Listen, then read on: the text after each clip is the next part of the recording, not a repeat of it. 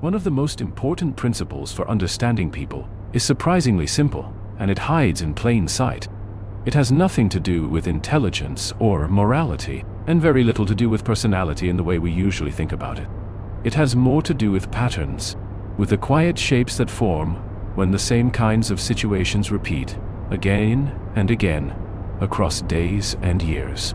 If you've ever wondered why certain conversations feel familiar before they even begin, or why the same misunderstandings seem to return in different forms, this perspective begins to offer some clarity. Most of us move through our lives feeling as though we are responding to events as they arise. A comment here, a choice there, a small decision made without much thought. It feels spontaneous, even personal, and in a sense, it is. But there's also something else happening beneath that surface. A kind of invisible structure that shapes what feels possible, what feels risky, and what feels safe in each moment. We don't usually name it. We don't need to. We simply feel its pull. A useful way of looking at this is to notice how often our behavior changes depending on who we are with, even when the situation appears the same. The words you choose with a close friend are not the words you choose with a stranger. The silence you allow in one relationship feels comforting, while in another it feels tense. Over time, these adjustments become automatic. They settle into the body. They start to feel like just the way things are, even though they are quietly shaped by history, expectation, and memory. There's a quiet rule many of us follow without realizing it. We act not only based on what is happening now, but on what we believe is likely to happen next. And not just once, but repeatedly. We sense whether an interaction is part of a longer story or a single moment, whether what we do today will echo back to us tomorrow. This sense, often vague and unspoken, changes everything. Think about how different it feels to hold a door open for someone you'll never see again versus someone you encounter every morning. In one case, the act is brief and self-contained. In the other, it subtly shapes the tone of future meetings. Neither choice is grand or dramatic, but they belong to different emotional landscapes. One is a moment. The other is part of a pattern. Over time, we learn which environments remember us. Families remember. Die wohnt. Workplaces remember. Friendships remember. Even casual communities, like a neighborhood cafe or an online group, develop a kind of shared memory. And once memory enters the picture, behavior changes. We become more careful, or more generous, or sometimes more guarded, not because we have consciously decided to be, but because experience has taught us what tends to happen next. One of the most important principles people slowly discover is that consistency matters more than intensity, not just in how others see us, but in how interactions themselves unfold. A single kind gesture can be meaningful, but a pattern of small gestures creates trust. A single conflict can be resolved, but a pattern of misunderstanding begins to feel like fate. When something repeats often enough, we stop treating it as an exception and start treating it as a rule. This is where the quiet lens of game theory becomes useful, not as mathematics, not as strategy, but as a way of noticing repetition. At its heart, it asks a gentle question. What happens when the same kinds of choices meet the same kinds of responses over and over? When actions are not isolated, but connected through time? In everyday life, this shows up in subtle ways. You notice it when someone consistently interrupts you, and you begin to speak less. Or when someone reliably listens, and you find yourself opening up more than you expected. Neither of these shifts usually feels like a decision. They feel like a natural response to the environment. And in a way, they are.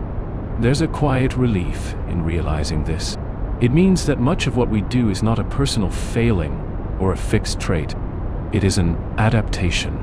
We are responding to the patterns we find ourselves in. We are learning, often unconsciously, what seems to be rewarded and what seems to be ignored. Over time, those lessons settle into habit. If there's one thing many situations seem to reward, it's predictability. Not boredom, but reliability. When people can roughly anticipate how an interaction will go, their nervous systems relax. They don't have to scan for danger or rehearse defenses.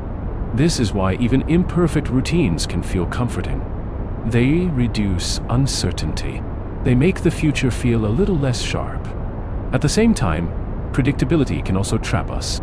When a pattern becomes familiar, we may continue to play our part in it even when it no longer serves us. Not because we want to, but because it feels safer than stepping into the unknown. The body often prefers a known discomfort to an unfamiliar possibility. This is especially visible in long-standing relationships. Over years, people subtly negotiate roles. One person becomes the listener, another the speaker, one the organizer, another the late arrival. These roles are rarely assigned out loud. They emerge through countless small interactions, each one nudging the pattern a little further along. Once established, they can be surprisingly durable. What's striking is how often people feel frustrated by these roles while also helping to maintain them. Not out of hypocrisy, but out of habit. Changing a pattern doesn't just require a different action once. It requires that difference to survive contact with the next response, and the one after that. Many changes fail not because they were wrong, but because the surrounding pattern gently pulled things back to where they had been. A useful way of looking at this is to see relationships less as static bonds and more as ongoing processes. Each interaction is like a small thread added to a larger weave. No single thread determines the whole pattern, but over time the accumulation matters. The texture changes, the weight changes, the feeling changes. This can be seen even in brief exchanges. Consider how a tone of voice, repeated often enough, becomes expected, or how a certain kind of joke slowly defines what is acceptable to say. Once expectations settle in, people begin to act in ways that confirm them. Not because they are forced to, but because deviation feels awkward. It disrupts the flow. One of the quieter insights here is that people are often less attached to specific outcomes than they are to coherence. We want things to make sense. We want our experiences to feel consistent with what came before. When something breaks that consistency, even in a positive way, it can feel unsettling at first. This is why kindness can sometimes be met with suspicion, and why apologies can feel strangely uncomfortable to receive. In repeated interactions, meaning accumulates. A delayed reply is no longer just a delayed reply. It is interpreted through the lens of previous delays, previous explanations, previous feelings. The present moment carries the weight of the past. And because of this, reactions are often about more than what just happened. They are about what has been happening. This doesn't mean people are calculating or manipulative. Most of the time, these adjustments happen below conscious awareness. The body remembers before the mind explains. You feel a slight tightening, a subtle ease, a hesitation to speak. Later, you might justify it with reasons, but the adjustment itself has already occurred. There's something quietly humane about this. It suggests that much of our social behavior is a form of learning. We are constantly sensing, testing, and updating our expectations. We learn who follows through, who drifts away, who responds with warmth, and who responds with distance. Over time, we stop testing as much. We settle into what seems to work. If you've ever noticed yourself acting differently in a new environment, more open, more cautious, more observant, that's this learning system at work. In the absence of established patterns, the mind stays alert. It gathers data gently, waiting to see what kind of world this is. Once the pattern becomes clearer, behavior relaxes into it. This is why first impressions can feel so important. Not because they lock anything in permanently, but because they begin the pattern. They set an initial rhythm that later interactions often echo. And once a rhythm is established, it takes effort for everyone involved to change it, even if they want to. There's a quiet rule shaping many of our interactions. We tend to match what we experience. Warmth invites warmth. Distance invites distance. Over time, this matching can amplify small differences into large ones. A slightly guarded response, met with slight withdrawal, can slowly turn into mutual reserve. Not through intention, but through accumulation. Understanding this can soften a lot of self-judgment. When you notice yourself pulling back, or leaning in, or repeating a familiar response, it may not be a flaw. It may be a learned adjustment to a pattern that has been in place longer than you realize. Saying this doesn't immediately change anything, but it can bring a sense of gentleness, a sense that what's happening makes sense, given the conditions. In many ways, everyday life is less about isolated choices and more about ongoing dances. Each step responds to the one before it and anticipates the one that might come next. Sometimes the dance is graceful, sometimes it's clumsy, but it is rarely random. As the days move forward, these dances layer on top of each other. Work patterns overlap with family patterns, which overlap with internal patterns of thought and feeling. We learn not just how others respond, but how we respond to ourselves, which inner voices we listen to, which doubts we soothe, which hopes we allow to repeat. Even alone, we are often in repeated interaction with our own expectations, our own habits of interpretation. The same quiet logic applies. When a certain kind of thought leads to relief, it tends to return.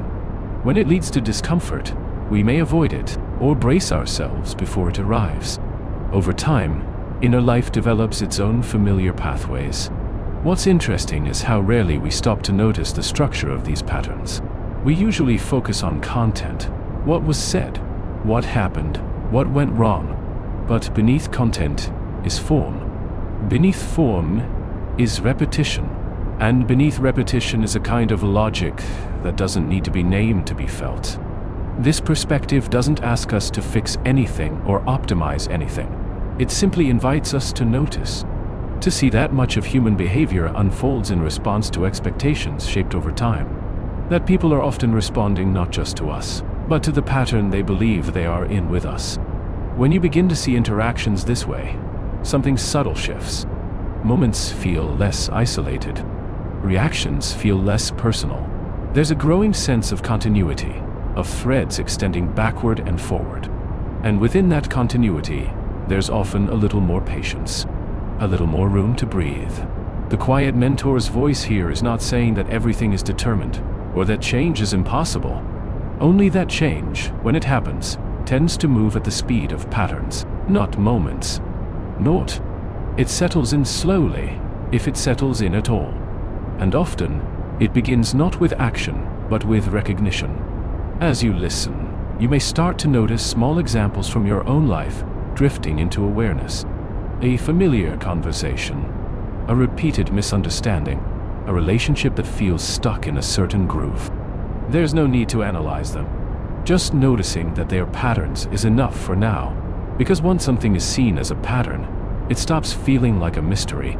And when mysteries soften into shapes, the mind can rest a little more easily inside them, wondering not what should be done, but simply how this particular dance came to be, and how it continues, moment by moment, through gestures so small, they often go unnoticed, through pauses, through tones, through choices that feel automatic, until one day you realize you are already responding before you fully form the thought, already leaning into the next moment because the last one quietly suggested what might come next.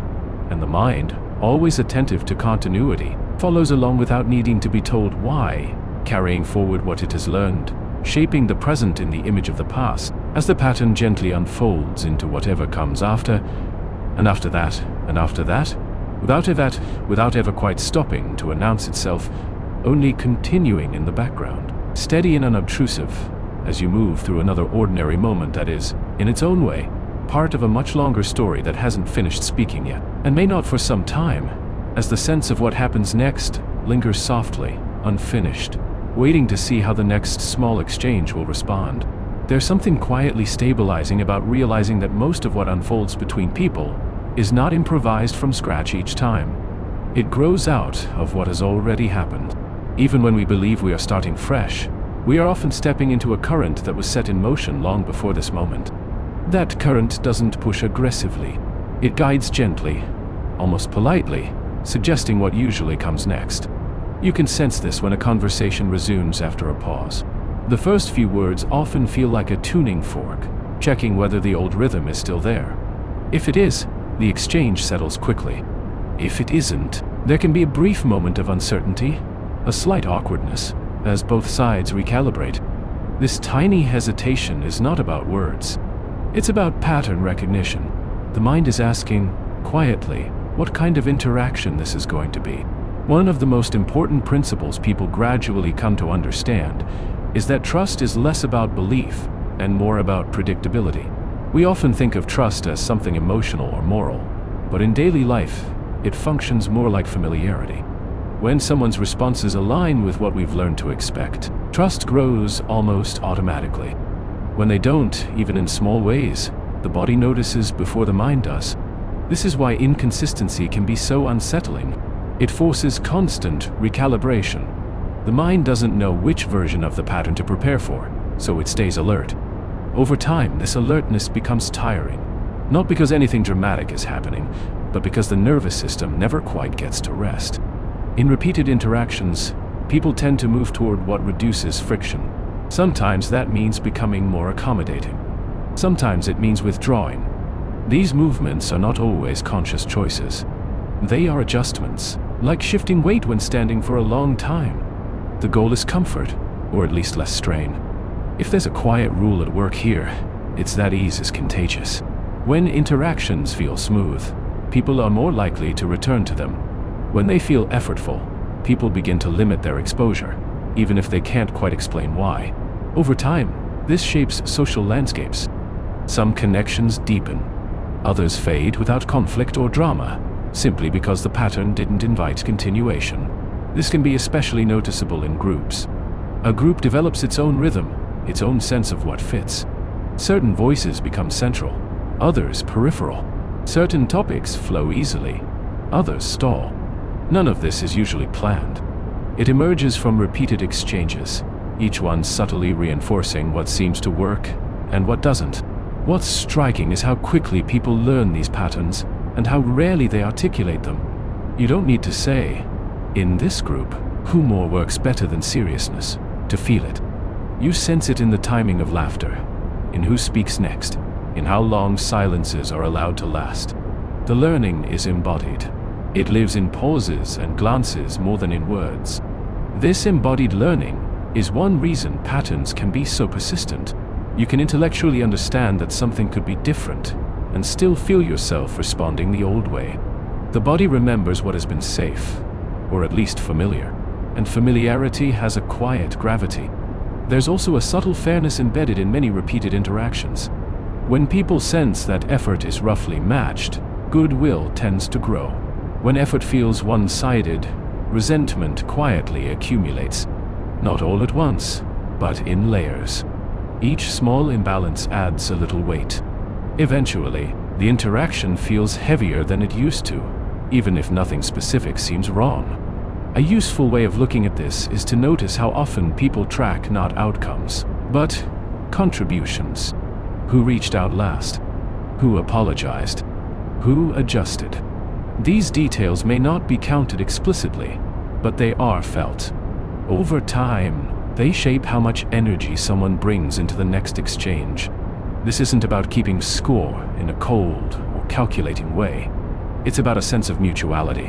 When mutuality is present, interactions feel alive. When it's missing, they feel strained. And because most people want to avoid strain, behavior adapts accordingly. In this sense, everyday life quietly rewards responsiveness.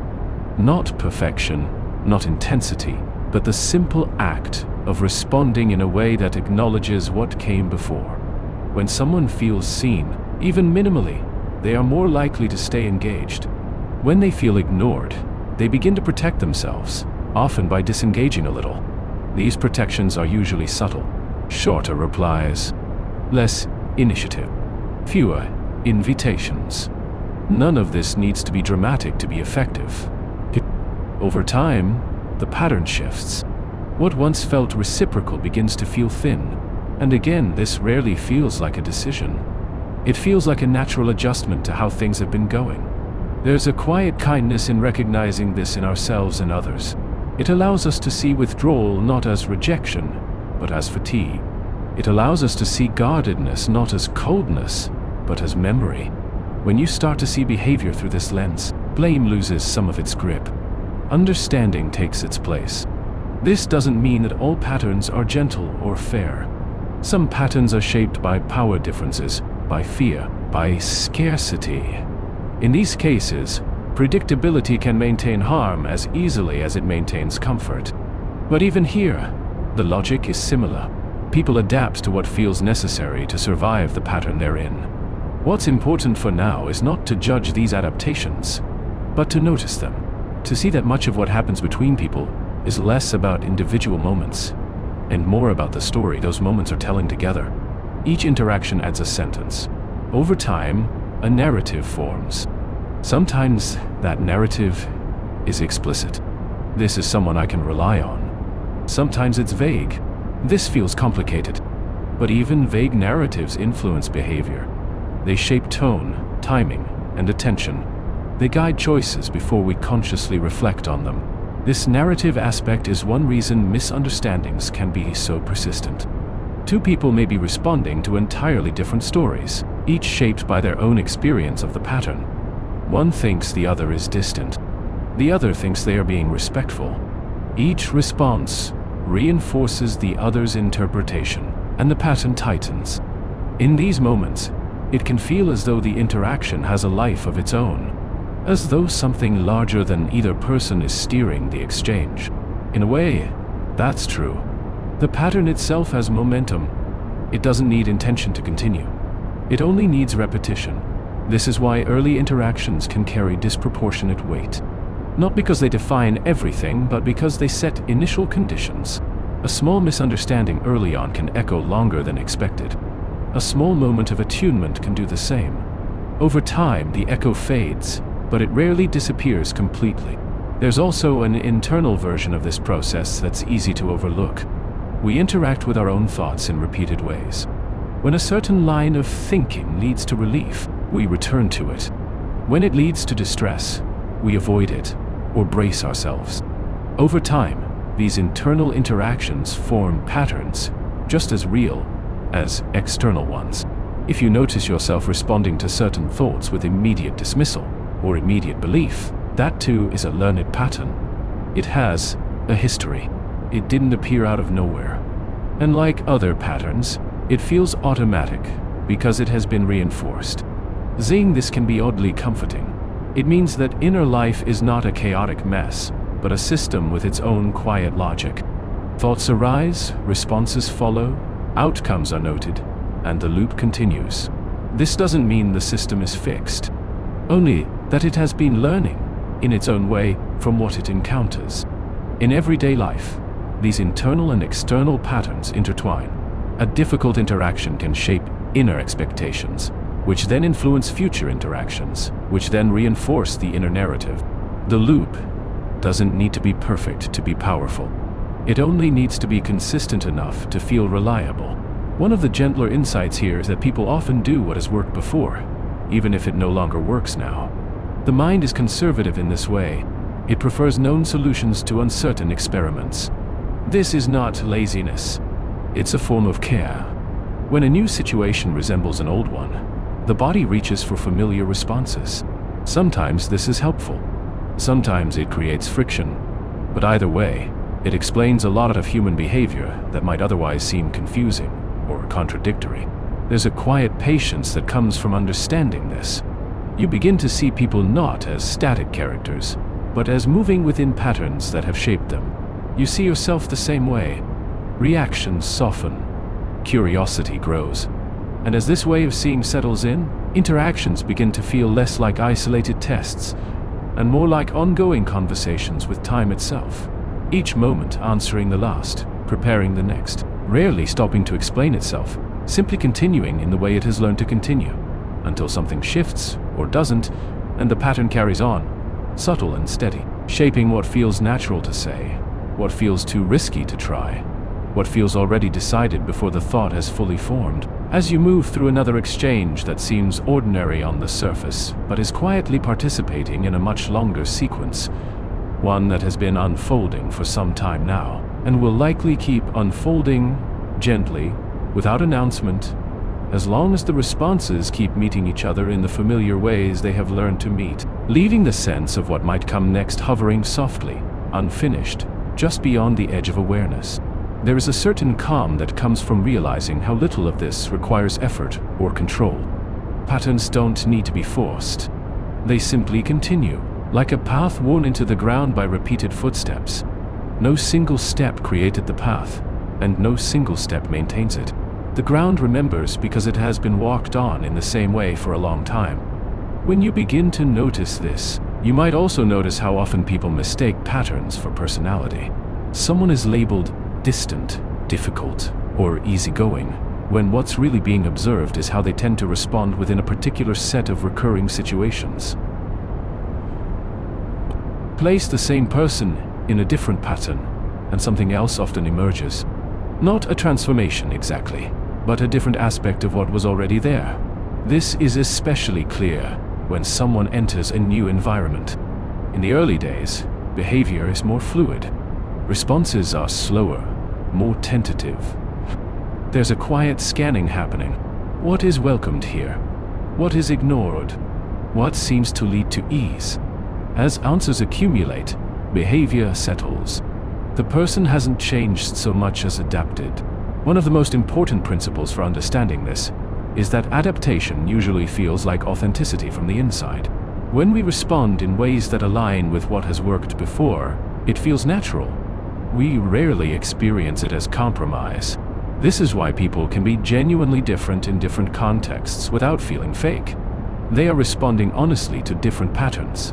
This also helps explain why certain environments feel draining, while others feel restorative. In a draining environment, the pattern demands constant adjustment. The rules are unclear, or they change without warning. In a restorative one, the pattern is stable enough that the body can relax. Less energy is spent anticipating responses. More energy is available for presence. There's a quiet economy at work here. Attention is a limited resource, and patterns that reduce uncertainty conserve it. When you know roughly how an interaction will go, you don't have to rehearse as much. You can simply arrive. This doesn't mean those interactions are dull. On the contrary, they often allow for more nuance and depth, because the basics are already handled. The foundation is there. Small variations can be enjoyed without threatening the whole structure. In contrast, when patterns are unstable, even small variations can feel risky. A slight change in tone can be overinterpreted. A delayed response can spiral into meaning. The mind fills in gaps because it doesn't trust the pattern to hold. This gap filling is another quiet process that shapes behavior. When information is missing, the mind reaches for explanation. Often, it reaches for the explanation that best fits past experience. If previous gaps led to disappointment, new gaps are interpreted the same way. Not because it's accurate, but because it's familiar. Over time, these interpretations become part of the pattern themselves. They influence how future information is received. A neutral message is read through a skeptical lens. A kind gesture is received cautiously. The pattern doesn't just shape behavior, it shapes perception. This is why two people can experience the same interaction very differently. Each is responding not only to what is happening, but to what has happened before. Their histories are present in the room, even if unspoken. A useful way of looking at this is to think of interactions as layered. There is the surface layer: words, actions, timing. Beneath that is the pattern layer. What tends to happen? What is expected? What feels safe? Beneath that is the meaning layer, the story each person tells themselves about what the pattern says. Most conflict happens when these layers don't align. One person is responding at the surface level, while the other is reacting to the pattern level. Or one is speaking from the meaning layer, while the other is focused on the immediate moment. Without realizing it, they are having different conversations at the same time.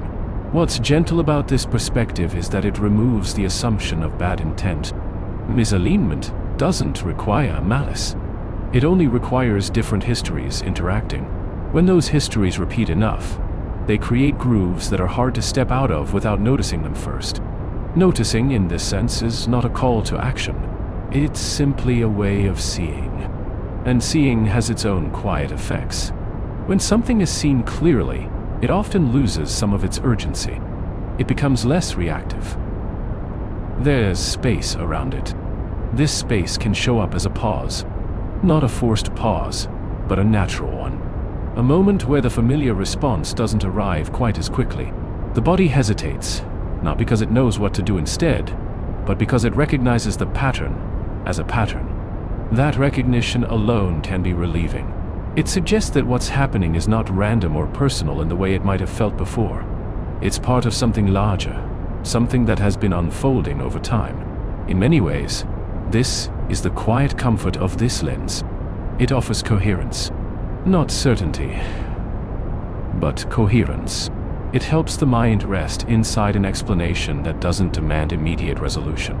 Over long periods, people tend to gravitate toward patterns that offer this sense of coherence. Even if the pattern is imperfect, even if it involves compromise, the predictability can feel worth it. This is one reason people stay in familiar situations longer than outsiders expect. The cost of uncertainty can feel higher than the cost of staying. At the same time, new patterns are often fragile at first. They haven't had time to prove themselves. Early on, they require more attention, more tolerance for ambiguity. This can be tiring, even when the new pattern is potentially more nourishing. There's no need to judge this. It's simply part of how learning works. Systems, including human ones, need repetition to settle. Without repetition, there is no trust. This applies even to moments of kindness. A single kind act can be appreciated, but it's repetition that transforms it into a felt sense of safety. Until then, the mind waits. It watches. It asks, quietly, will this happen again? This waiting is not cynicism. It's calibration. It's how the mind protects itself from disappointment while remaining open to possibility. And over time, as responses repeat, calibration gives way to confidence. Confidence, in this sense, is not bravado. It's simply the absence of constant checking. The system no longer needs to monitor every detail. It knows the pattern well enough to relax. In everyday life, this relaxation shows up as ease. Conversations flow more naturally. Silences feel less charged. There's room for play, for nuance, for being slightly off without fear that everything will collapse. When you notice ease in an interaction, it's often a sign that a pattern has stabilized, that the participants have learned enough about each other to move without constant adjustment. This doesn't mean the interaction is perfect, only that it is understood. Understanding here is not intellectual. It's embodied. It lives in timing and tone, in what doesn't need to be said. As this embodied understanding deepens, attention can drift away from managing the interaction and towards simply being in it. This is where presence becomes possible, not as a practice, but as a byproduct of familiarity. The same is true in solitude. When internal patterns are familiar and relatively kind, attention can rest. When they are volatile, attention stays alert. Over time, even inner life develops a kind of atmosphere shaped by repetition. All of this unfolds quietly, without fanfare. Patterns form, patterns hold it, sometimes they loosen, sometimes they tighten. Rarely do they announce themselves. And as you move through your own moments, listening, speaking, waiting, responding, you may begin to sense these patterns more clearly, not as something to fix, but as something to recognize. A background rhythm that has been there all along, shaping what feels natural and what feels difficult, guiding the flow of interactions in ways so subtle they often escape notice, until one day you realize that much of what you thought was spontaneous has been gently rehearsed by time itself, and that this rehearsal continues, calmly, beneath the surface of each ordinary exchange, carrying forward what has been learned, shaping the next response before it arrives, leaving the story open, unfinished, as it moves quietly into whatever comes next. As these patterns continue to reveal themselves, something else becomes noticeable: how rarely anyone feels fully in control of them. Even when we recognize a familiar rhythm unfolding, there's often a sense of being carried along by it, as though the interaction has its own momentum. This can feel frustrating at times, but it can also feel strangely reassuring.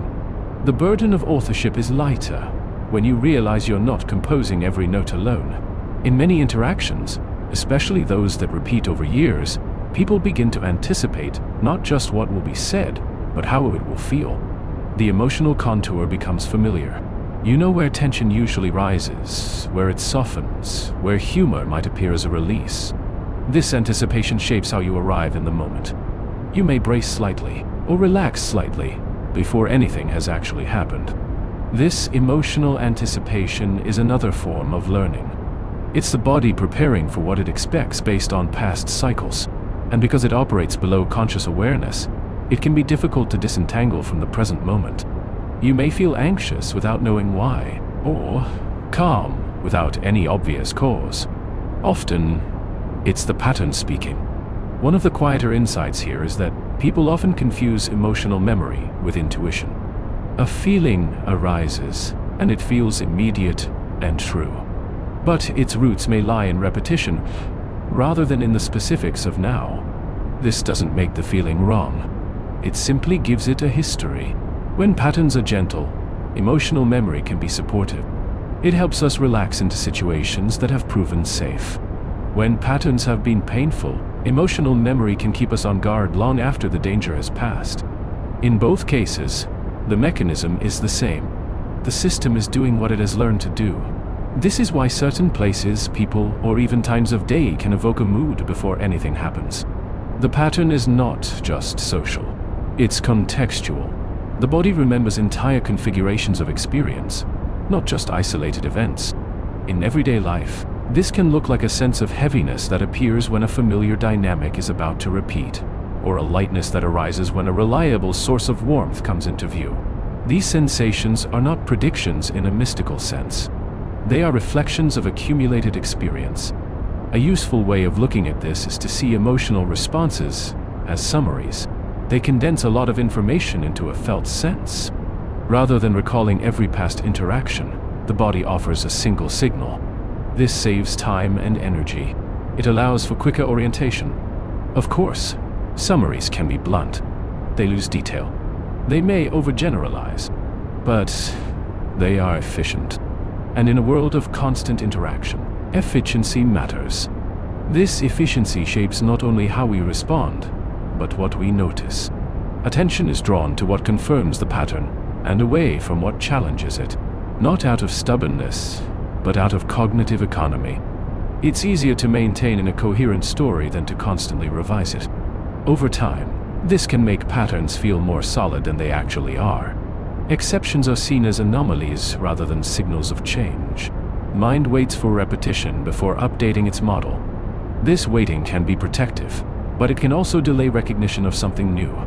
In long-standing relationships, this dynamic is especially strong. People often report feeling stuck, not because nothing ever changes, but because changes haven't repeated enough to outweigh the existing pattern. The scale is weighted by history.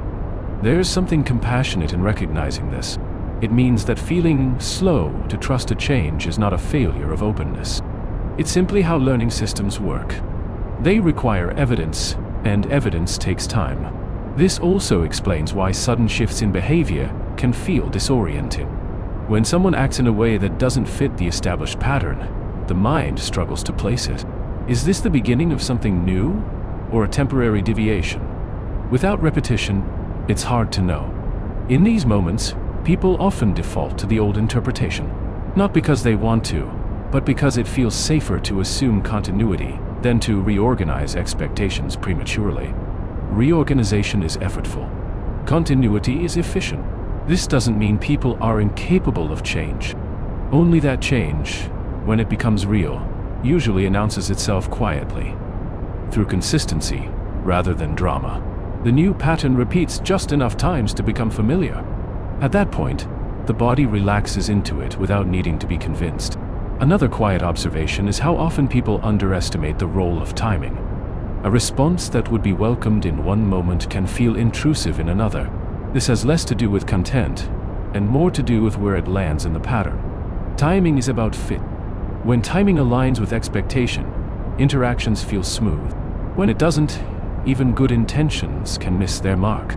This is why the same words can heal in one context and hurt in another. The pattern sets the frame. This sensitivity to timing is learned, not innate.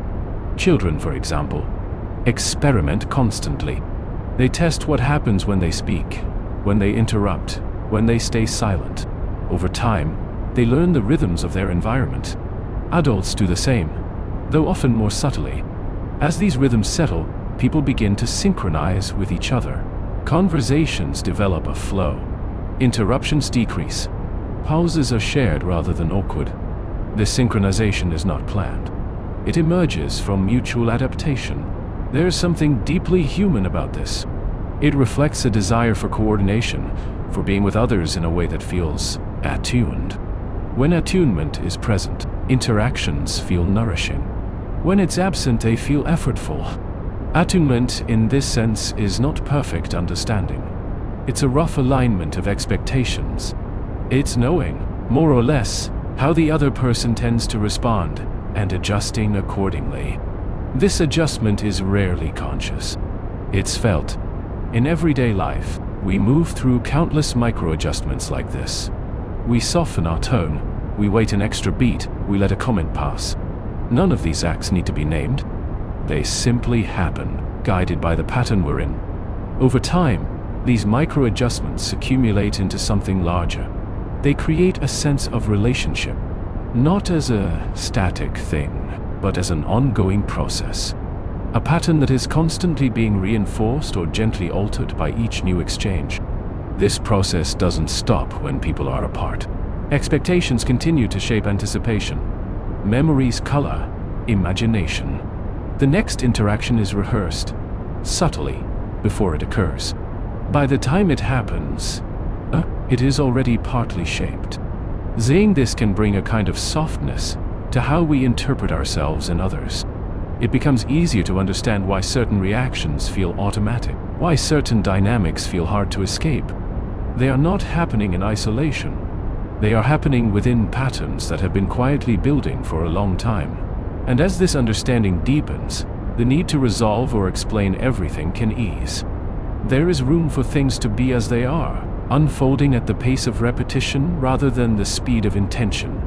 The pattern continues, not as something to fight or master, but as something to observe, gently, as it carries forward into the next moment, and the next, leaving the sense of where it might lead softly open, unfinished, as attention rests with the ongoing flow rather than the destination. As attention lingers on these patterns, another subtle feature begins to stand out: how much they rely on cooperation, even when they appear to involve conflict or distance. Cooperation here doesn't mean agreement or harmony. It means participation. A pattern can only continue if the people involved keep responding to it in recognizable ways. Even avoidance is a form of participation. Silence answers silence. Withdrawal meets withdrawal. Over time, these responses lock into place, creating a rhythm that feels stable, even if it feels unsatisfying.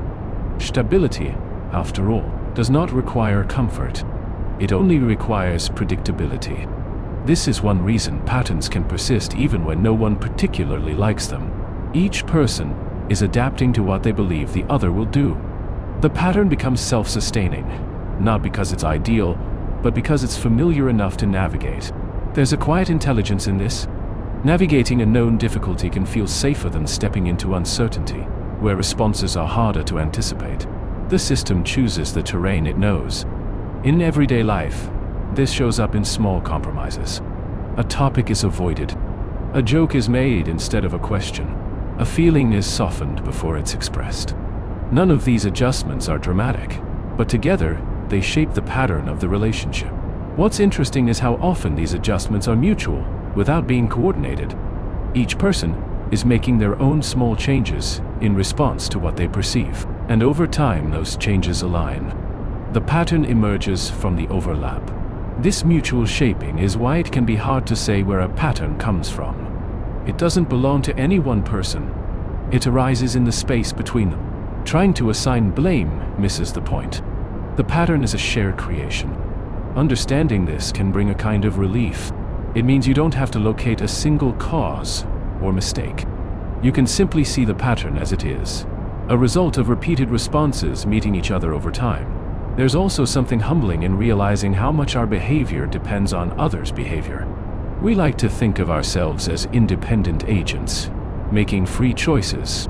And in some sense, we are. But those choices are always made in context. They are shaped by what we expect others to do next.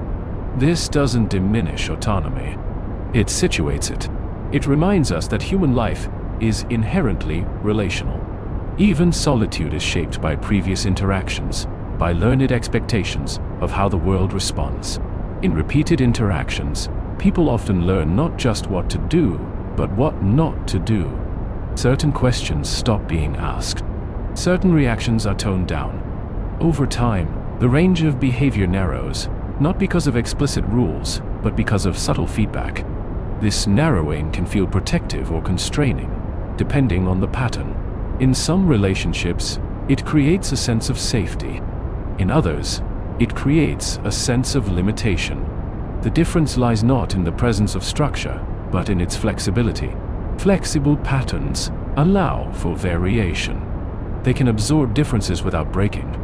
Rigid patterns resist change. They demand conformity to maintain stability. Both types arise through repetition, but they feel very different to live in. A useful way of noticing the difference is to pay attention to how mistakes are handled. In flexible patterns, small missteps are easily integrated. They don't threaten the whole. In rigid patterns, small deviations feel risky. The system reacts strongly to restore equilibrium. These reactions are not usually conscious. They show up as tension, silence, defensiveness, or sudden shifts in tone. The pattern is protecting itself in its own way.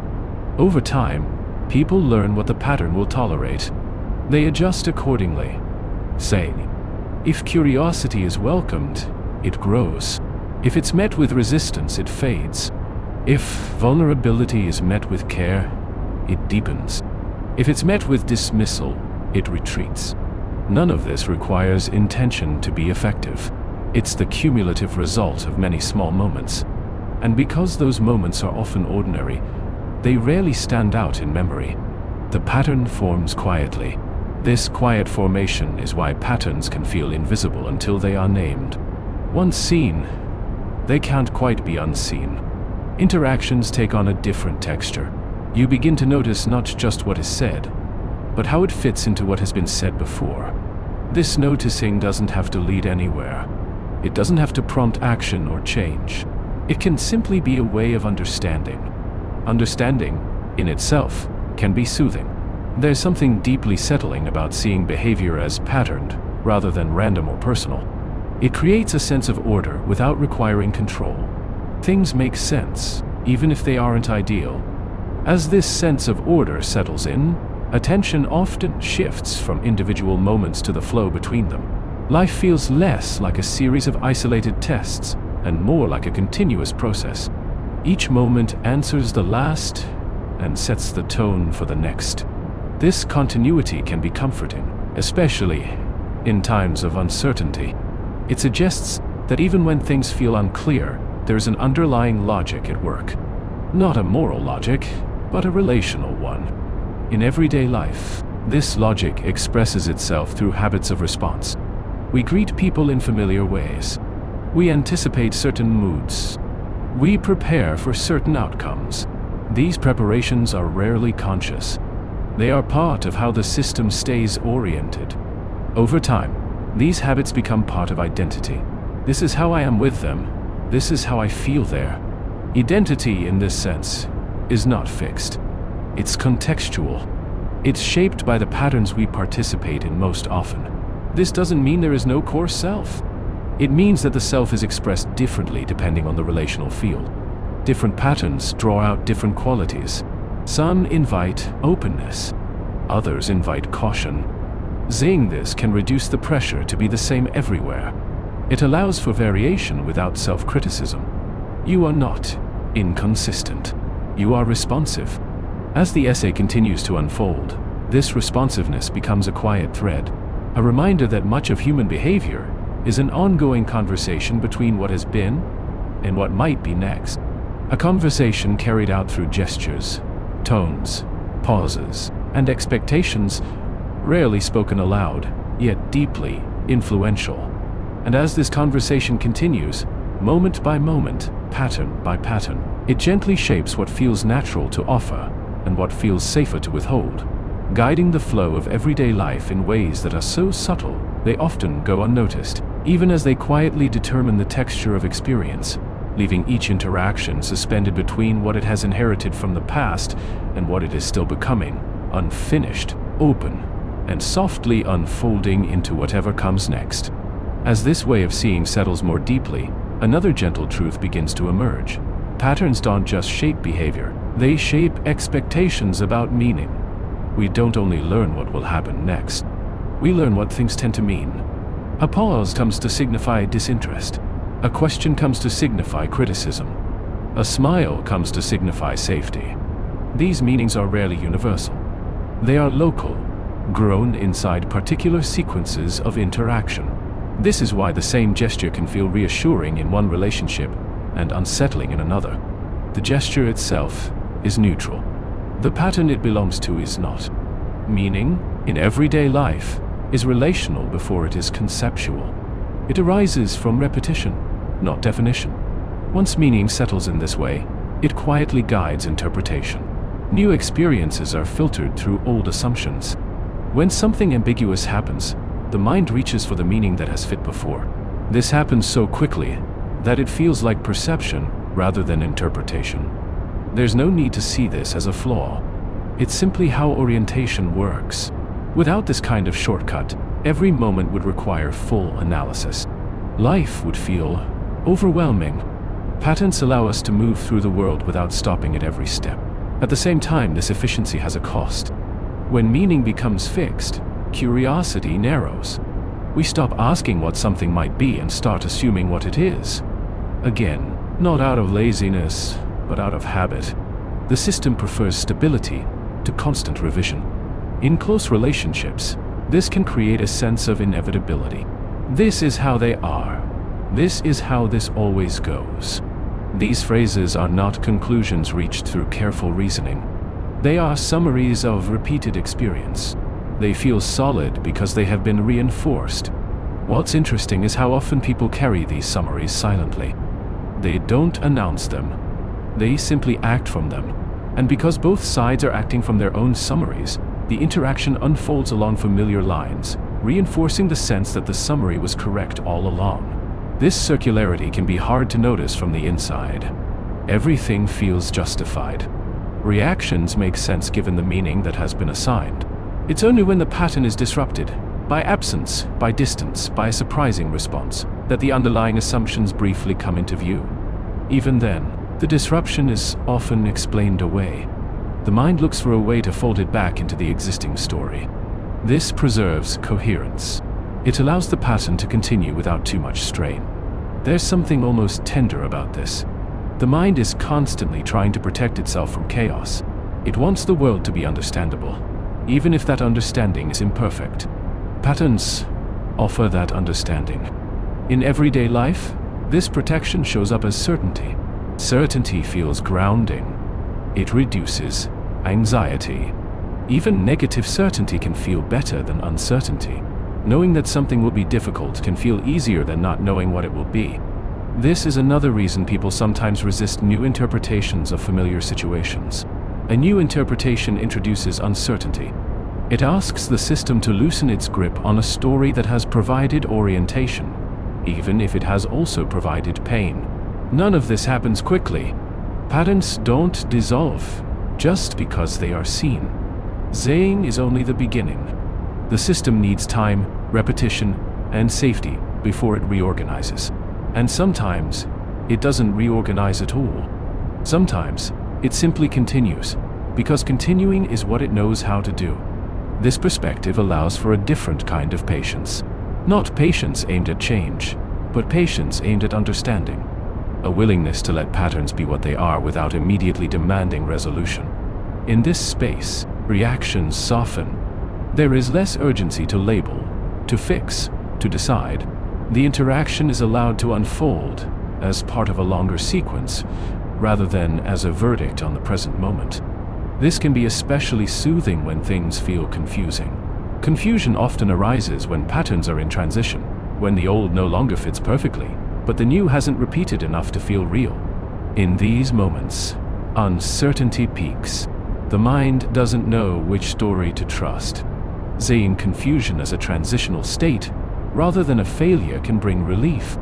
It suggests that something is in motion, even if it's not yet clear what shape it will take. The system is gathering information.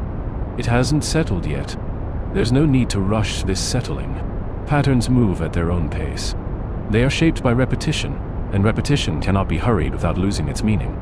Each occurrence has to land, be felt, be remembered. Over time, as repetitions accumulate, something begins to feel different. Not suddenly, but quietly. The emotional tone shifts. Anticipation changes. What once felt tense begins to feel neutral. What once felt neutral begins to feel warm. Or sometimes the reverse.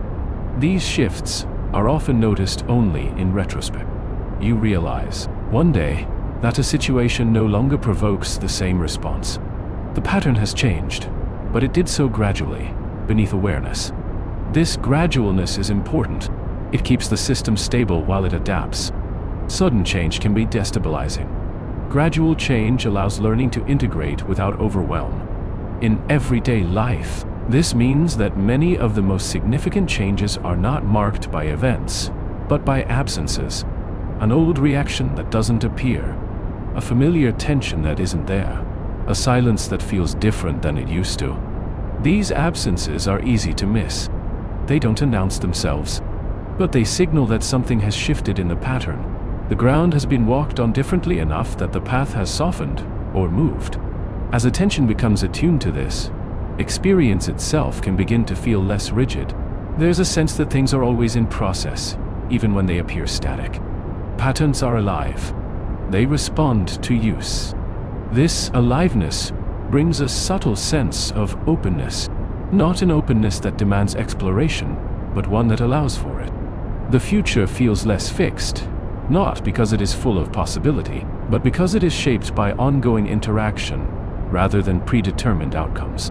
And in this way, everyday life reveals itself not as a series of decisions to get right or wrong, but as a continuous exchange between memory and response, expectation and experience, each moment quietly negotiating with the next, adjusting, recalibrating, carry forward what has been learned while remaining, always, just slightly unfinished, as the pattern continues to breathe and shift, gently, through the ordinary flow of time.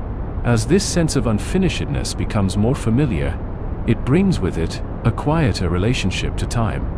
Moments no longer feel so isolated. They are less like points and more like passages. What happens now is connected to what happened before, and to what is quietly anticipated after, even if that anticipation is only a vague feeling in the background. This background feeling shapes how much of ourselves we bring into a moment. When the future feels predictable and safe, people tend to offer more. When it feels uncertain, they conserve. This conservation isn't always obvious. It can look like politeness, or efficiency, or distraction. But underneath, it is the system managing its resources. There's a kind of wisdom in this management. Energy is not infinite. Attention is not infinite. Patterns help distribute them. They tell us without words where to invest and where to hold back. Over time, these investments become habits. Habits, in this sense, are not rigid routines. They are expectations enacted through the body. You reach for your phone at a certain pause. You soften your voice with certain people. You stop explaining yourself in certain contexts. These habits are rarely chosen deliberately. They are learned through repetition. Once learned, they feel natural. You don't experience them as constraints. You experience them as just how things are. And because they reduce uncertainty, they often feel calming, even when they limit possibility. This is why change can feel unsettling even when it is wanted. To change a pattern is to reintroduce uncertainty. The system has to pay attention again. It has to monitor outcomes, update expectations, stay alert. This takes energy. The body knows this, even if the mind frames change as positive. Understanding this can soften the impatience people often feel with themselves. If something takes time to shift, it's not because of resistance or weakness. It's because learning systems move at the pace of repetition. They need enough evidence to relax into a new expectation. In everyday life, evidence comes in small doses. A conversation that goes slightly better than expected. A response that arrives when it usually doesn't. A silence that doesn't turn tense. Each of these moments is minor on its own. Together, they begin to tilt the pattern. But tilting is subtle. It doesn't announce itself. It simply changes the angle at which future moments are met. Anticipation adjusts. The body prepares differently. Over time, what once felt effortful begins to feel easier, without anyone quite knowing when the shift occurred. There's a gentle humility in recognizing how much of our experience is shaped this way. It reminds us that we are not always aware of why we feel what we feel. That reactions have histories. That meanings have been learned. This humility can extend outward as well. When others respond in ways that seem puzzling or disproportionate, it may not be about the present moment alone. It may be about a pattern we can't see from where we're standing. Their response makes sense within a context that is invisible to us. Seeing this doesn't require agreement. It simply requires acknowledgement. There is more happening than what is immediately apparent. And that more is often composed of repetition rather than intention. In many ways, this is the quiet heart of applying a game-theoretic lens to everyday life, not as analysis, but as orientation. It invites us to look less at isolated moves and more at ongoing play, less at winning or losing, and more at how the interaction continues. Continuation, after all, is what most everyday behavior seems to optimize for, even if no one is consciously optimizing anything. People want interactions that can keep going without too much strain. They want relationships that don't require constant repair. They want inner lives that don't feel perpetually on edge. Patterns that allow for this tend to persist. Patterns that don't eventually exhaust the system. When exhaustion appears, behavior shifts, sometimes dramatically, sometimes quietly. But even exhaustion follows a pattern. It accumulates. This accumulation can be felt as a gradual dulling of interest, or a subtle increase in irritability, or a growing sense of distance. These feelings don't arrive all at once. They are built, moment by moment, by small mismatches that go unaddressed. Again, this is not a moral failing. It's a mechanical one. The pattern is no longer distributing energy in a sustainable way. Something has to give. Sometimes what gives is attention. People stop noticing details. They go through the motions. Sometimes what gives is presence. They are there physically, but not fully engaged. These adjustments are protective. They help the system cope with imbalance. At other times, what gives is the pattern itself. It loosens, or fades, or is replaced by another. This can feel like loss, or relief, or both. Even then, the shift is usually gradual. Rarely does a pattern disappear overnight. It thins. It weakens. It stops being reinforced. The thinning of a pattern can be hard to recognize while it's happening. Only later do people realize that something they once expected no longer occurs. A check-in that never comes. A tension that has dissolved. A habit that has quietly fallen away. These moments of realization often come without drama. They are noticed in passing, and yet they mark significant changes in the landscape of experience. As this essay continues to unfold, the emphasis remains on this quiet unfolding, not on turning points or revelations, but on slow shifts in orientation, on how understanding accumulates the way patterns do, through repetition, through gentle noticing, through allowing ideas to settle rather than forcing them to land. There is no need to hold on to any of this tightly. The lens works best when it rests lightly. It is not a framework to apply, but a way of seeing that drifts in and out of focus, offering coherence when needed and receding when not. In the background, life continues. Conversations happen. Habits repeat. Expectations form and dissolve. The system keeps learning quietly from what unfolds. And as you remain with this perspective, letting it accompany you rather than instruct you, it may simply begin to feel like a soft explanation humming beneath experience. Not something to act on, but something to recognize. A sense that much of what moves through everyday life does so not by accident, but by pattern, patterns that are alive, responsive, and always, in some small way, still becoming, still adjusting, still open enough to allow the next moment to meet the last without fully closing the story, leaving it gently unfinished as attention drifts onward. As this gentle hum of understanding continues, it begins to color not just how interactions are seen, but how pauses are felt. Pauses, after all, are part of every pattern. They are the spaces between responses where meaning often settles most deeply. In those spaces, the mind checks its expectations, the body senses its readiness, and the pattern quietly decides how it will continue. A pause can feel full or empty depending on what has come before it. In a familiar, trusted rhythm, silence feels spacious. It doesn't demand explanation. It simply exists.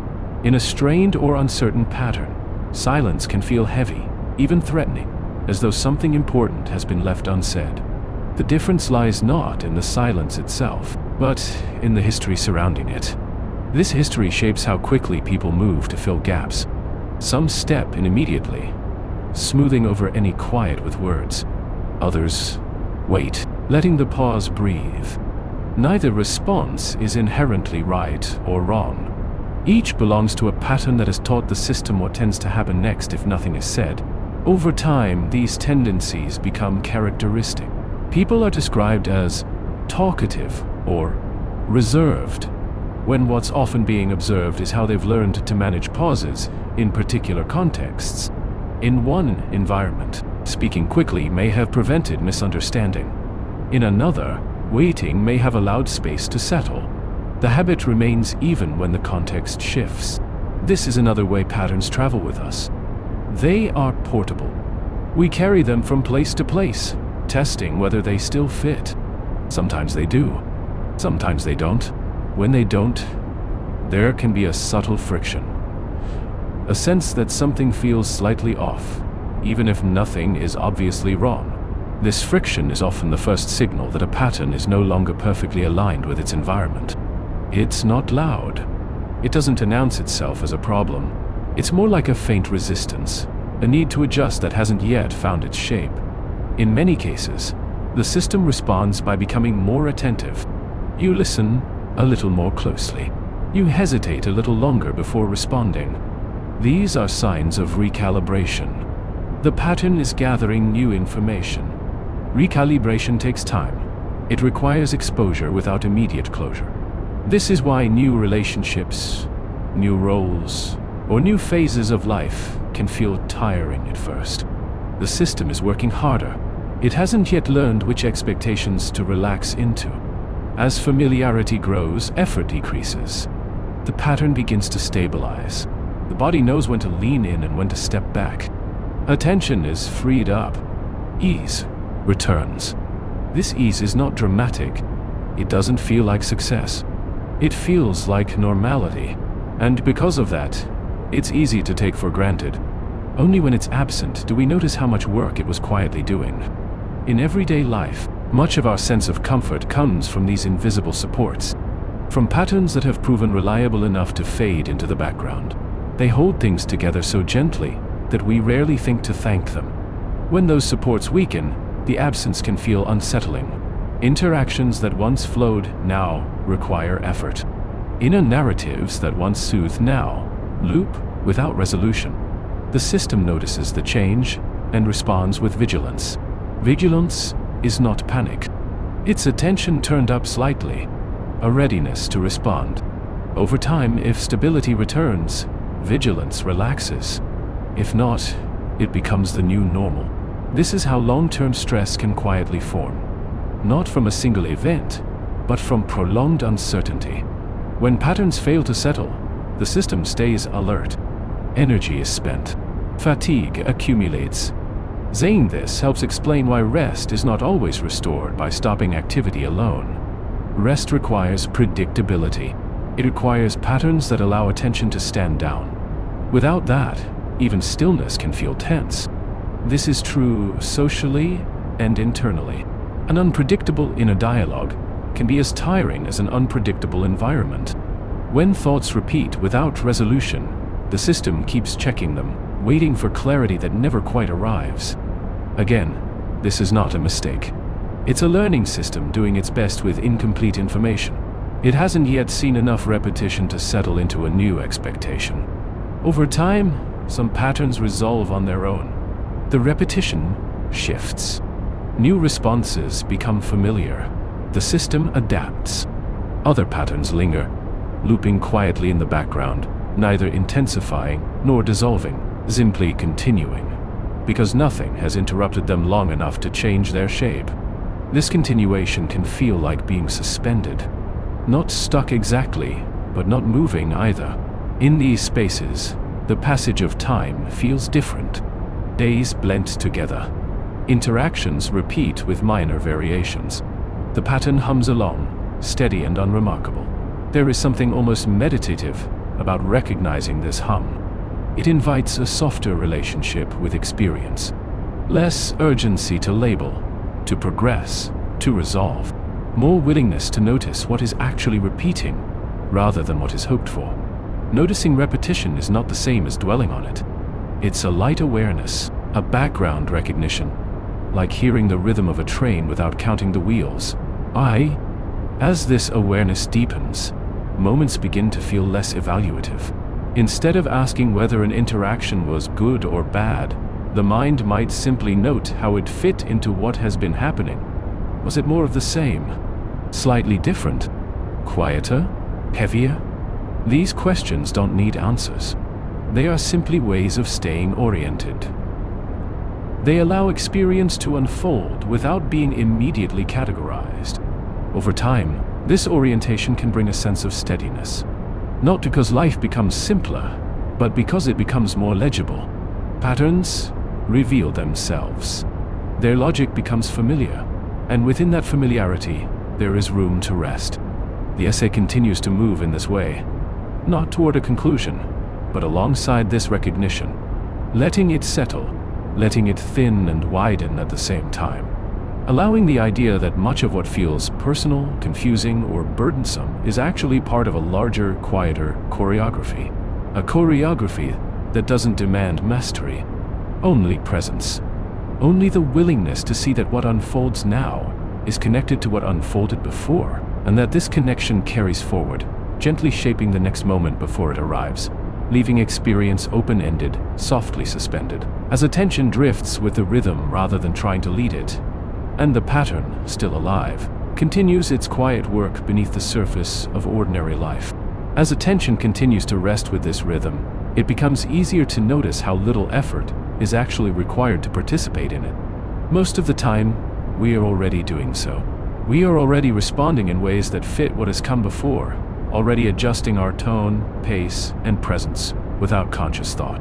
The pattern does not ask for awareness in order to function. It only asks for repetition. And yet, when awareness does arrive, it has a soft effect. Not a disruptive one. More like light entering a room that has been familiar in the dark. Nothing needs to move. Pow! The furniture remains where it is. But the space feels different when it can be seen. In this light, certain reactions lose some of their charge. A sharp response may still sting, but it no longer feels inexplicable. A moment of withdrawal may still create distance, but it no longer feels random. Each response takes its place in a longer sequence, and that placement gives it context. Context, in this sense, is calming. It reassures the mind that what is happening has reasons, even if those reasons are not immediately accessible. The need to solve or correct softens. Curiosity replaces urgency. This curiosity is gentle. It doesn't interrogate. It simply notices. It notices how certain interactions reliably leave a particular aftertaste. How some conversations energize, while others drain. How some environments invite ease, while others quietly demand vigilance. These notices accumulate just as patterns do. Over time, they form a felt map of experience. Not a map that tells you where to go, but one that helps you recognize where you are. Recognizing where you are can be surprisingly grounding. It brings the nervous system out of abstraction and back into contact with the present moment, without forcing it to abandon the past. Past and present are allowed to coexist, informing each other without collapsing into one another. This coexistence is important. When the past dominates completely, the present feels predetermined.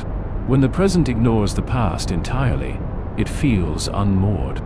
Patterns offer a middle ground. They acknowledge continuity without insisting on inevitability. In everyday life, this middle ground shows up as a sense of, this makes sense, even when things are imperfect.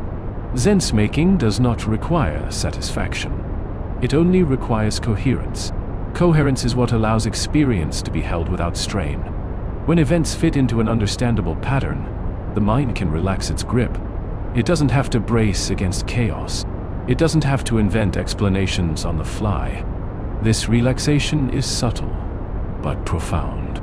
It frees up attention for nuance, for noticing small shifts, for appreciating moments that might otherwise be overlooked because the system was too busy managing uncertainty. As this becomes familiar, interactions can feel less like performances and more like continuations. There is less pressure to get them right, more tolerance for them to simply be what they are within the pattern they belong to. This tolerance extends inward as well. Inner reactions are seen as part of ongoing sequences rather than verdicts on character. A moment of doubt is not a failure. It is a familiar response in a familiar context. A surge of confidence is not proof of arrival. It is another moment in motion. Seeing inner life this way can be especially soothing. It reduces the tendency to over-identify with passing states. Feelings come and go, shaped by patterns that extend beyond the moment. They are not commands. They are signals, carrying information from past repetitions. These signals don't need to be obeyed or resisted. They can simply be acknowledged. The system knows how to handle them. It has been doing so for a long time. As acknowledgement becomes more natural, a kind of quiet companionship develops with one's own experience. Instead of standing outside it, judging or directing, there is a sense of standing alongside it, observing how it unfolds. This companionship doesn't eliminate discomfort, but it changes the relationship to it. Discomfort is no longer a crisis. It is part of a pattern that has appeared before and will likely soften again. This softening often happens on its own, as patterns shift through repetition. The system is always learning, even when we are not consciously engaged in learning. It updates its expectations based on what continues to happen. Sometimes the updates are small, a slight easing, a subtle tightening. Sometimes they are more noticeable, but even then, they tend to integrate quietly, without announcement. This quiet integration is why life can change significantly without feeling like a series of turning points.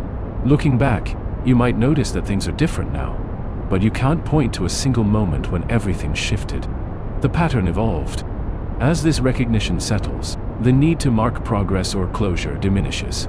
There is less concern about where things are heading and more interest in how they are moving. Direction becomes less important than rhythm. Rhythm, after all, is what carries experience forward. It is what links moments together without requiring them to resolve. It allows life to be lived as an ongoing process, rather than a problem to be solved. The game-theoretic lens, used this way, fades into the background. It stops being a concept and becomes a quiet orientation, a way of sensing that behavior, meaning and feeling are all part of repeated exchanges that unfold over time. There is nothing to apply, nothing to master, only something to notice, now and then, when a familiar pattern hums a little louder, or a new one begins to take shape. And as this noticing continues, without effort or demand, it naturally thins. Attention drifts. The ideas become less distinct, more like a background atmosphere than a foreground thought. Life continues to move. Interactions happen. Patterns repeat, adjust, and repeat again. The system keeps learning. The story keeps unfolding, not toward a conclusion, but onward, gently, as each moment answers the last just enough to allow the next to arrive, leaving everything open, connected, and quietly in motion.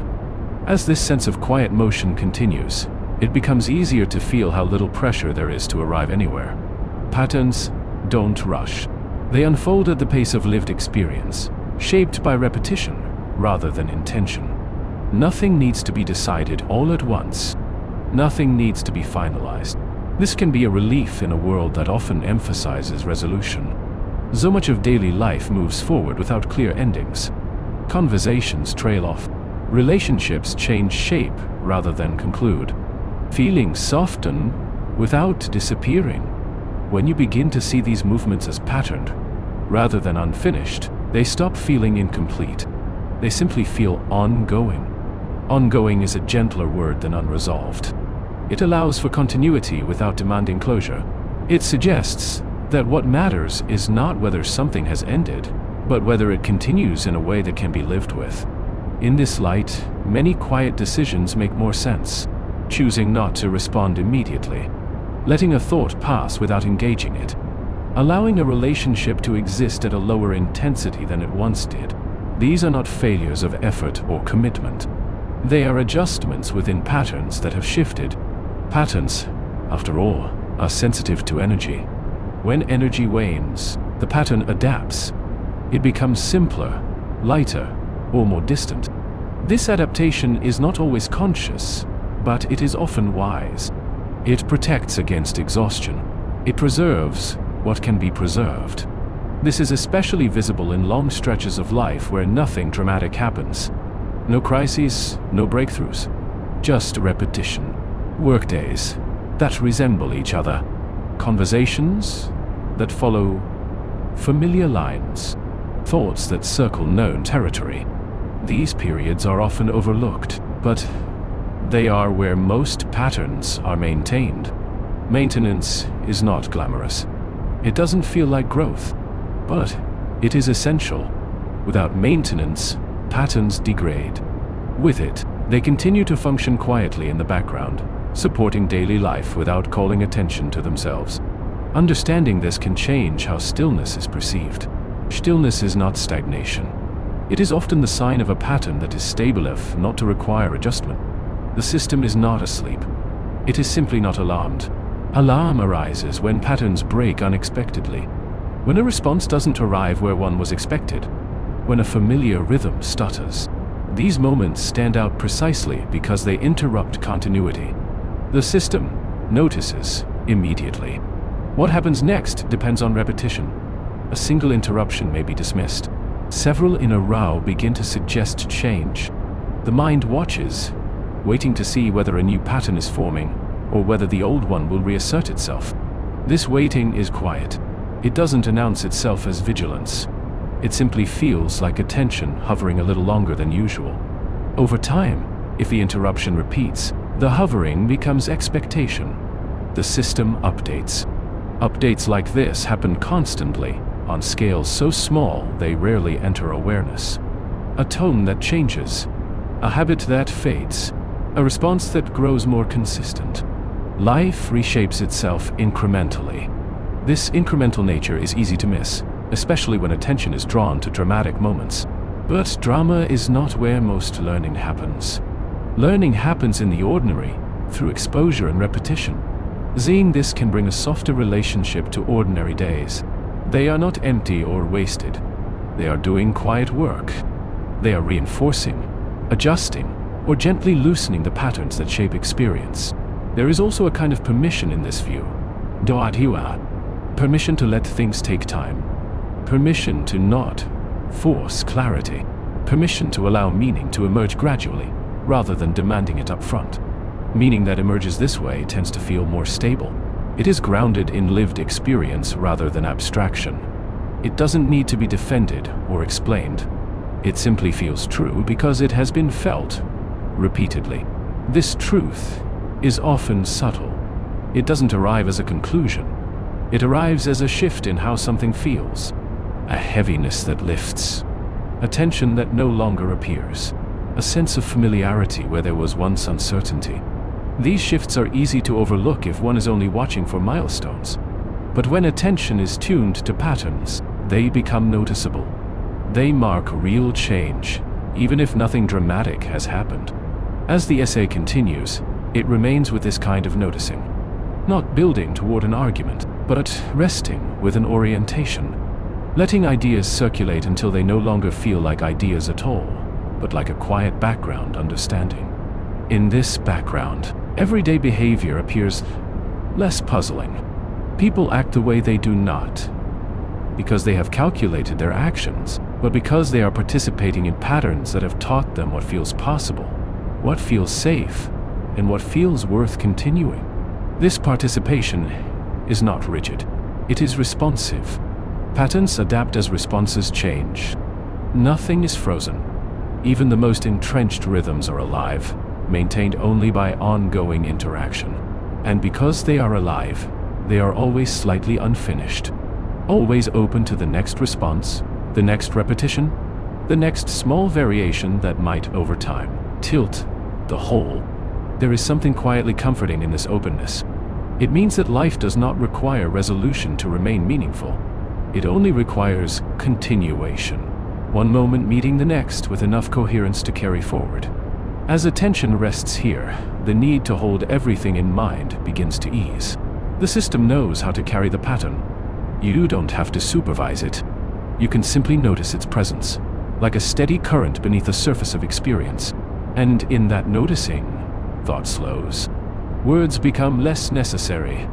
The idea thins into a feeling of orientation, rather than a concept. Something like trust, but without an object. Something like understanding, but without explanation. The pattern continues. Life continues.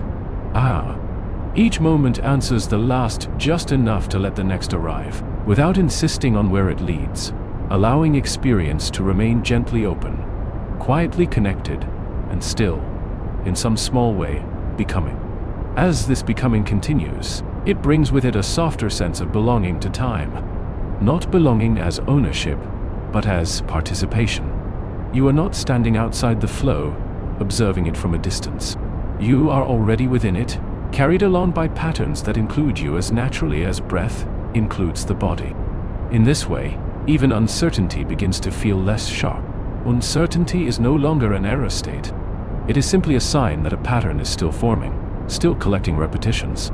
Something is in motion, but it has not yet found its rhythm.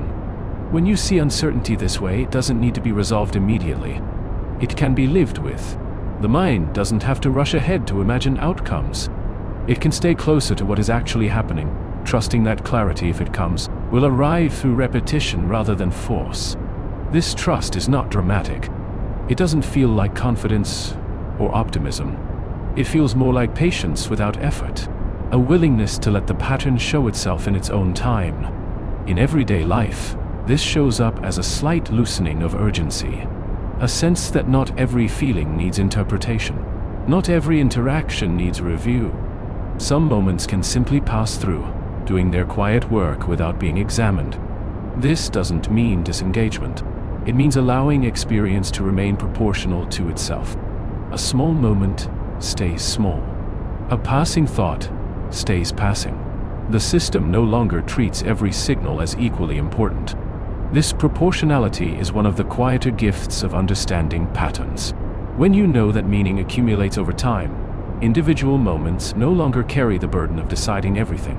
They are allowed to be partial, incomplete, even messy. Messiness, in this sense, is not a problem. It is evidence of life in motion. Clean lines only appear in hindsight, when repetition has smoothed the rough edges. In the moment, things are uneven. They overlap. They trail off. Patterns account for this unevenness. They don't require perfection.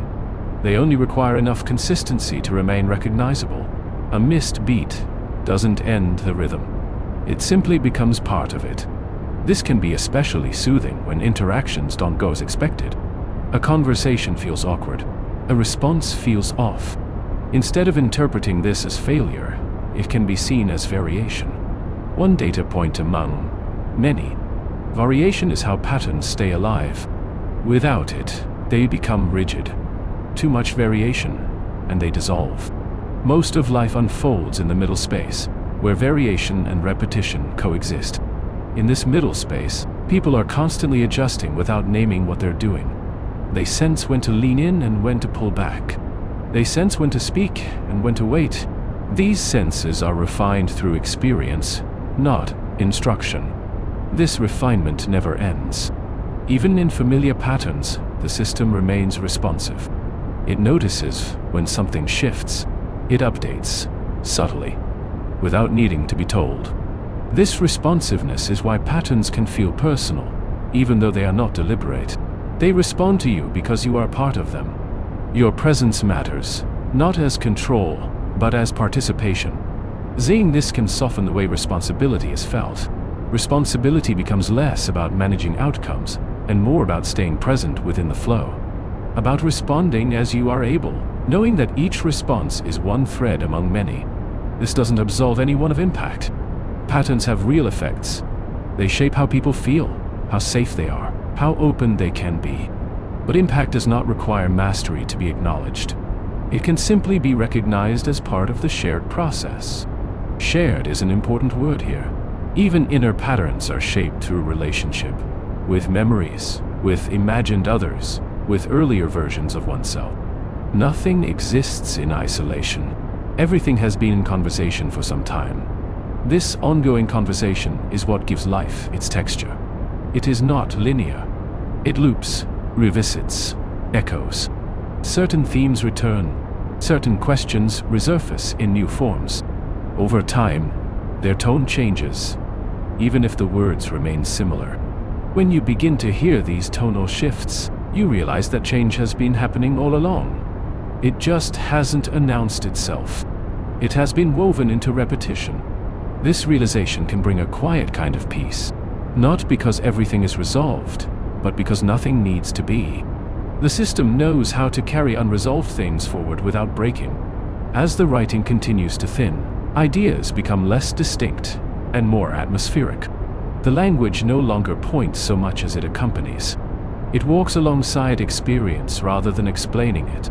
In this accompaniment, there is no destination to keep in mind, only the sense of movement itself, the way one moment leads into another, shaped by what has been repeated, softened by what has been understood. And so the pattern continues, not as something to hold on to, but as something already holding you, quietly, steadily, as attention drifts further into the background rhythm of experience, where meanings no longer need to be named, and understanding feels less like a thought and more like a gentle settling, unfinished, unhurried, and still unfolding into whatever comes next without asking to be concluded.